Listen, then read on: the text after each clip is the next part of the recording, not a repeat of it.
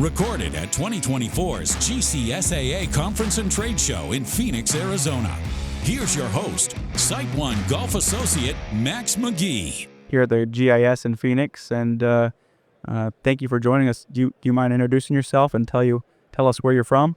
Thank you. I'm Dan Lucas. I'm the Director of Agronomy at High Plant Golf Club in Williamsburg, Michigan, just near Traverse City in the Lower Peninsula. Closer to the Upper Peninsula on the west side there, Yes. huh? Close to the lake? Yes. The Grand Traverse Bay is 2 miles away. Right there. Very cool. I've been lucky enough to get up there for a little bit, and it is gorgeous in the summertime. It really is. Are you a native to that area? I've been in Michigan all my life, but grew up in the Kalamazoo area. Okay. But I've been up north since 1985. Okay. How did you find your way to your current course, High Point? I've actually been really, really lucky. I started out, I started in Traverse City at Grand Traverse Resort in 1984 as a construction foreman, opening the Bear that year. Then went a couple years later to Twin Birch, a little mom and pop golf course in Kalkaska that was 9 holes at the time, and we built a new 9 there while I was there. Went to another new construction, Mistwood, on the other side of Traverse City in 1993, and grew in that golf course, and then built a third 9 while I was there. In 98, I got recruited to go to the Kingsley Club. Oh, nice. Was there just like at High Point from the very beginning as A grow-in? yeah. Okay. Well, it was a full construction. Okay. I was basically a general contractor, just like I'm doing at High Point. Wow. And built that with Mike DeVries and a great crew of people, and was there for 24 years afterwards. And Neat. And then just this last a year ago now, basically moved to High Point to do the same thing. I've always loved construction, and the process of taking a piece of property from whatever state you find it in and making it a golf course is just tremendously rewarding and difficult, but It's a challenge you enjoy. yes. It keeps you engaged. There's always, the plan always goes out the window. Sometime during the day, the early or late, it doesn't really matter. And I think my decision-making skills and crisis management, I've improved a lot over the years. But this is my 4th golf course construction living in the same house. So The area has been growing. not many people can say that. No. Yeah. The grow-in or construction superintendents that I meet usually have to travel the country, if not the world, And that is to do that really kind of thing. difficult life. I've known a lot of guys that do that. That's a different lifestyle. Yep. And it can be rewarding, but tiring as well. Yes. So good on you, and that's a cool story to hear, and keeps life interesting, I'm sure. Absolutely. Well, cool. So you kind of got into it for the construction side, it sounds. You weren't really a golfer starting out, or? I was a golfer. Oh, really? That's the reason. Oh. That's the reason I got into this. Part of the reason, anyway. I caddied for 3 years in high school at Kalamazoo Country Club, Okay. and then I didn't really know what I wanted to do with my life, but I knew that I had to be outside. I knew that I couldn't sit in an office looking out a window, going, boy, it looks really nice out there. So my dad actually had a guy come into his office that was fresh out of Michigan State, and that guy's roommate was in the turf program. I'd never heard about it before. So What's a sounded turf interesting. program? Yeah. Yeah, it sounded interesting, and so I called up the director of the program and found out I had to spend a year on a golf course maintenance crew before I could get in, and lucky enough to get a job working for a guy named Glenn Hokenmeyer at Gull Lake Country Club across town, and that's where it all started. Fantastic. So then I found out that once you get into the business, it's a lot harder to play golf. Imagine that. Your time crunch goes in a different direction. Yes, you're there to work, not Yes. so much swing club. Yes. Well, that's a similar story to, I think, a lot of the guys and gals on that side of the desk and in the industry. You get into it for being outside and doing what you enjoyed doing, and being able to work with your hands and produce a product that you're proud of. Yes. Very cool. So kind of in the current state of the industry, are there any challenges or pressures that stand out to you that you face kind of on a daily basis that go and affect some of your decision making, whether that's labor, water, things of that nature? I've been really, really lucky with labor. For some reason, it has come fairly easily. There have been a few crunches over the years, but at the same time, nothing along the lines of what seems to be the current state of everyone else. My biggest issue has been, especially building a new golf course, but even before that, is supply chain issues. Since COVID hit and all that, everything you have, you just can't say, oh, hey, I need this. Can you bring me one? Whether it takes a month to get the financing done or whatever you need. It's not that anymore. It's, when do you think I can get this? And boy, I need it sooner. Do I need to look at the used market to pull something in now, or can I wait? Or do you have a demo or irrigation piping and all that kind of stuff? It's just when you're building a new golf course, it's all supplies, and so there's a continual juggling act of what do we have on hand, what can we do today with that, Knowing what you're going to need in a month. When can or we less expect the stuff we need to get this stuff done over here, so that's by far the biggest challenge. It seems the inventory levels just for basic anything went in a different direction since COVID. Yes. It seems that on-demand inventory is more of a thing, and whether the powers that be that control the inventory levels of certain products don't want to hold on to certain items for a long time or let them sit. I don't know. Surely the production was backed up during COVID, and we all experienced that. But we kind of all hoped that we would go back to a little bit more of a normal inventory stocking assortment by now, and it seems to have been a struggle to return to that, what we perceive as normal. Absolutely. And part of that, I think, is things shut down for a while during COVID, so all these businesses had excess stock and they weren't selling anything, so they had to shut down their factories and put their people in isolation too.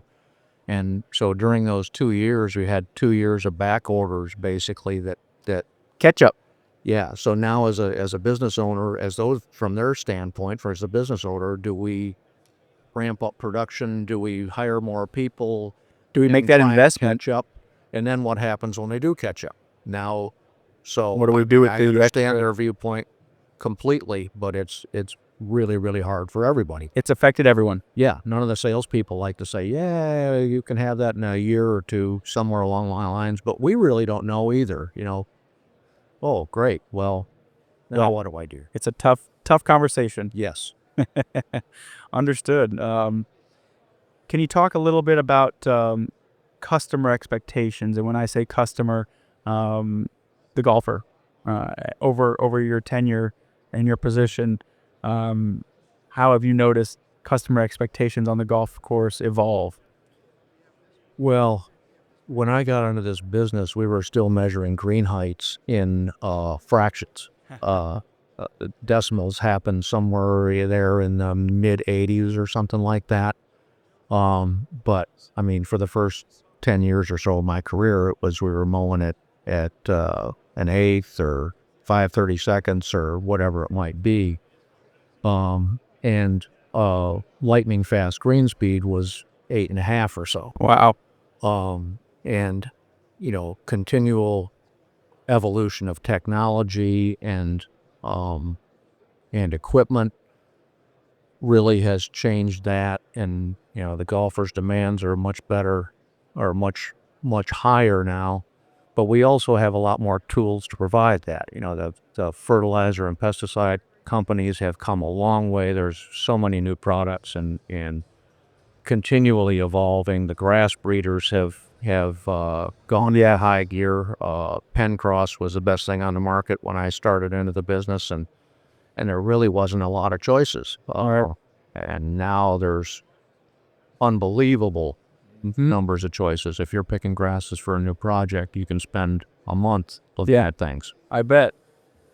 So yeah, that's the technology has advanced to allow for those increased expectations, which has been great. The superintendent, though, has to adapt as well and be ready to manage those expectations and keep his crew and his facility at that level. Yes. But golfers have also started, I think, to travel more and play other different clubs and travel around the country and play in different places. So they see a course somewhere in their travels and go, hey, this was awesome. Can't we do this? Well, what's your budget? What kind of equipment do you have? In my position for the last 25 years or so, I get members at my club or other people that know who I am. They'll call me and say, my club's not doing as well. I just played your place and it was awesome. What's my superintendent doing wrong? And I'll say, no, wait just a minute. What's his budget? What kind of tools are you giving him to do his job? How many people does he have on his staff? Are you providing what he needs to start with? Ask those questions of yourself and and they'll invariably say, well, I don't know. Well, check into that and then get back to me. And, I'm not in the business of commenting on what other superintendents are doing right or wrong. And that's a great thing, a common thread I hear in this industry, and the camaraderie between superintendents and understanding the challenges that each of y'all face. And it's usually specific to the area. So it's a common trait, nice trait, and likable trait that superintendents won't pile on if they don't know the exact issues that somebody else might be dealing with, even though a customer or a golfer is trying to extract that out of you. So it's refreshing to see that in this industry, and that's one of the positives I enjoy working in this industry too with. So it's cool. It's really neat. So High Point, you guys are just starting the build, or we actually started this last spring. Can you tell us about the scope there a little bit? It was Tom Doak. It was Tom Doak's first golf course, constructed in 1987, 88, 89, somewhere in that area, and was highly acclaimed. It was a different style. It basically brought the minimalism movement into play in golf course architecture. Previous to that, Robert Trent Jones and Tom Fazio were moving hundreds of thousands of yards of dirt to build golf courses. And High Point, to be fair, you have to have the proper site to build a golf course like that. But they planted it with fescue fairways, and they originally did fescue greens also. Oh, wow. Did not go over quite as well, but I was working down a little ways down the road at Twin Birch at the time, and it was on my way to work, so I watched it being built. I met Doak and Tom Mead, his construction superintendent, and had long discussions with them about fescue and really enjoyed playing it. The conditions were really good to start with. They, unfortunately, the management that they had went through a lot of superintendents and a lot of golf pros in the 20 years that they were open.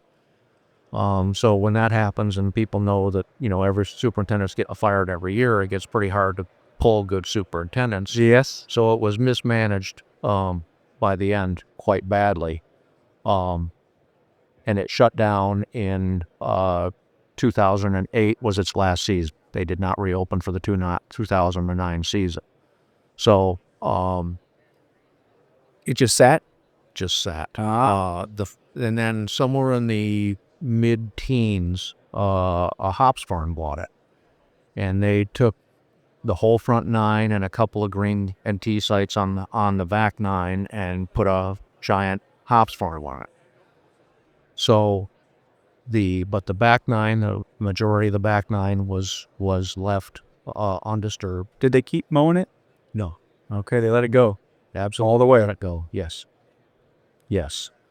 So a lot of people looked at it over the years with the idea of resurrecting it. And Rod Trump, who's the owner of High Point now, got intrigued, heard about the project. He had tried to buy a couple golf courses and was unsuccessful in getting them.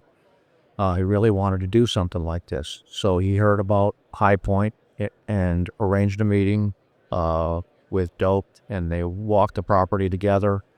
While High Point was open, Doak had routed a third nine as an option if things had gone well for High Point. Maybe someday we'll build this third nine. Mm-hmm. So the current project is using 6 complete holes from the original back nine and part of another one. And there are, that would be 12 new holes. Okay, so Constructed. The 9 across the road and 2 new ones added to where the original back nine was. gotcha. 16 is going to be the old 18. Okay. But playing in using the same piece of land, but completely different hole. Grid site moved, T site moved. Yep. Neat. And so you're how far in now? This last year, we were able to get through and get all 18 holes seeded. Excellent. We focused on the playing corridors, irrigation lines in. So new irrigation, all new. brand new irrigation, and Excellent. so we had a very good weather summer, and we're able to get through those, but we still have a lot of work left to do in between the holes and patching in the stuff that had issues on the holes. Okay. The driving range and short game area were just cleared this fall. There's been no construction done on those yet, so we'll have those to finish up in the spring. Is it going to be strictly a golf course or a golf club, or is it a country Private club? national golf club. Yeah. Private national golf Pool, no pond. Well, there's no tennis, no pickleball. Gotcha. Okay. Is it more of a destination type, or is it a local? Very much. The membership travel golf sales have gone really, really well. Excellent. The idea is to keep the rounds down. Fescue can be very, very tender for the first few years until it develops a little bit of a thatch layer to handle traffic. So those finer fescues, right? Yes. Okay. Yep. All right. Yep. You're talking to a Florida guy here, so you gotta refresh my fescue knowledge. Yes. yeah, it's a very firm and fast playing surface, but the one drawback is it doesn't handle traffic really well for the first few years. So you want to use fescue. Don't open too soon. On a course that's going to do 250 rounds a year or a day, and get the grass pumping off of it. So Understood. Well, it sounds like a heck of a scope of work, and you're moving in the right direction. And is there a done date you're looking to finish by, or is I it think kind of we'll be able to have all 18 holes open by somewhere around 1st of September this year. fantastic? Assuming Mother Nature cooperates this spring. Spring will make a big difference in how quickly we can get things filled in and playable. Fantastic. So kind of back to the industry a little bit, what golf course superintendents do on a daily basis. The average public may not. It's a niche industry for sure. You tell people what you do, and they usually ask, what does that mean, right? Yeah, or so you mow grass for a living. And you golf. Yeah. Oh, you golf a lot, right? Yeah. Like, as we touched, and actually golf less, yes. But is there any misconception that sticks out to you that you maybe wish to correct about the golf course superintendent or something like that? I think that the average golfer has absolutely no idea how much work goes into providing the product that we put on the ground. The average golf course superintendent has to be an electrician and a plumber and a people manager and a scientist and a little bit of an artist. And that the things that you do change on a daily basis based on things breaking down or things not working right or things working too right in some cases.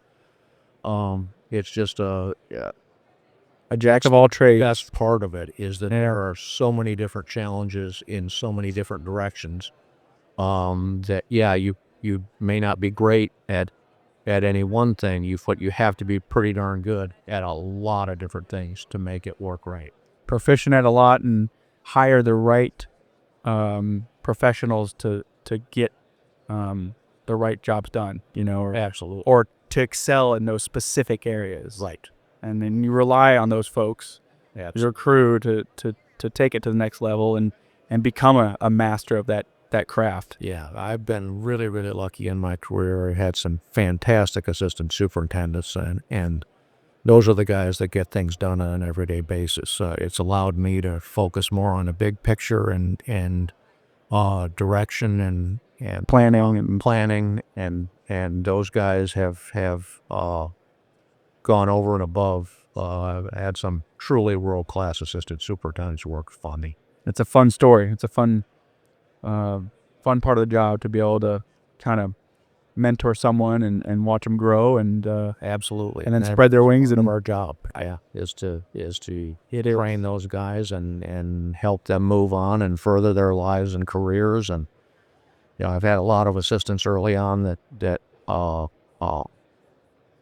didn't understand why I was making them learn how to adjust reels and maintain reels. And I told them at the time, I said, well, golf course mechanics are hard to find. But if you can hire a car mechanic, a guy that's proficient at small engines or cars or hydraulics or anything like that, anybody handy enough to do that, if you can teach them reels, you're good to go. You're kind of set. Yeah. They can handle the technical engine work that I'm not a pro at, and you can show them how to make a reel cut. I've received a lot of phone calls after they left going, hey, thanks. Nice. Yes, fantastic. And yes, so kind of on that same line, do you have any specific advice for newcomers to the golf course superintendent world, or graduates, or people looking to maybe take a leap into this type of industry? Learn as many different things as you can. If there's an opportunity, if there's a guy working on the crew where you're working at who seems to be really good at something, whether it's mechanics, whether it's irrigation repair, whatever, tag yourself onto that guy and follow him around. If it's outside hours or if it's you have to ask your superintendent to spend some time with him, but learn as many different aspects as you possibly can. And if you work for a really good people manager whose crew is really happy, spend time with him and figure out how does he do that? Yeah. Because I think part of my success with finding crew has been because we get people that work for us that enjoy it and have a good time and are hard workers, and they come and say, hey, I got a buddy that's interested in doing these, so we'll bring them in, we'll talk to them, and it perpetuates itself when that happens. And if you're out there beating your people up and got a whip and chains going at it, it's a lot harder to find good people. You don't really grow your network that way. It's better to lead by example and create a long-term crew you can kind of rely on and call back if you ever need something. Yes. Yeah. How do you see the golf industry evolving in the next 10 years in terms of trends, whether it be travel golf, like we've already touched on? People are really taken to that, whether it's public golf play or the country club atmosphere. Is there one trend that you think is going to kind of drive us in the next 10 years? Well, that's the hard question. I mean, that's what everybody's trying to answer in this business. I mean, when COVID hit, everybody's golf seems like went up about 20 or 30%. And so the struggle became, now we need more people. We've got more divots to heal. We've got more traffic to take care of. And we've got club wants to extend tee times earlier in the morning and later at night. When do we get our work done? Accommodate. Yes, exactly. And as having been in the business that long, it's great to see golf courses making money again now. For years, it was just a struggle to get by, and If you're breaking even, you're doing good. yeah, Or you were doing good. now everybody's got money to buy equipment and upgrade their old tired fleets and all that kind of stuff. The question is, will this trend continue as COVID fades someday, hopefully into the background, and hopefully no new challenges like that come up? Will golf retain its popularity? The great thing about COVID was I think it got a lot more families back into golf. There was very few things they could do outside the home and maintain spacing from other people, and golf was lucky enough to be one of those things. So We really checked all the boxes from that Absolutely. perspective. absolutely, so Yes. moms and dads were taking the kids out, and they got some time outdoors, Healthy time. healthy time, with some exercise and not in front of a TV screen with a controller in their hands, and I think we have to lead that way if we can. I think the biggest struggle in the business with the costs of everything now is trying to build golf courses that families can afford to play, and keep kids on the road to getting into golf, Engaged. and the opportunities, because when new fairway mowers are $100,000 and new greens mowers are $50,000 or $60,000, I mean, it's awfully hard to charge $25 to play golf anymore. Or Balance that budget yes, and provide, going back to those expectations and conditions that they see on TV and think that that's what they want. Well, it's not cheap. But Yeah. if we can find that balance, it sure be nice. yeah. If you could get set up to provide cheaper golf at lesser playing surface expectations, will the families support it, or do they need the better golfers that want greens rolling 11 or 12 or whatever ridiculous numbers can be come up with? But I mean, that's where I think we have to find balance. We have to provide places to bring new people into the game. Yep. Grow it organically, right? Yes, Yeah. Well, great. Dan, thank you for your time.